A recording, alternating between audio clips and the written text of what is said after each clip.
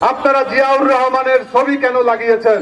এটা তো বিএনপি লাগিবে, বিএনপির লাগানোর কথা। আমরা তাদেরকে বারবার একটা কথা বলি যে আপনারা জানেন যে বাংলাদেশ লেবার পার্টি 1974 সালে মাওলানা আব্দুল মতিনের নেতৃত্বে প্রতিষ্ঠা হয়েছিল। প্রতিষ্ঠার 9 মাসের মাথায় বাংলাদেশের গণতন্ত্রের যে হত্যাকারী, সেই বাকশালের প্রবক্তা শেখ মুজিবুর রহমান গণতন্ত্রকে হত্যা করে মাত্র 13 মিনিটের সংসদে সেদিন বাংলাদেশের সকল রাজনৈতিক দলকে নিশ্চিহ্ন করে বাকশাল করেছিলেন।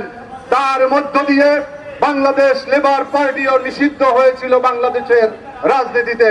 সংগ্রামী বন্ধুরা আমার, 1977 সালে যখন বাংলাদেশে আবার গণতন্ত্রের সূর্য উদয় হয়েছিল, শহীদ রাষ্ট্রপতি জিয়াউর রহমানের হাত ধরে যখন বাংলাদেশের সমস্ত গণমাধ্যম মুক্তি পেয়েছিল জিয়াউর রহমানের হাত ধরে,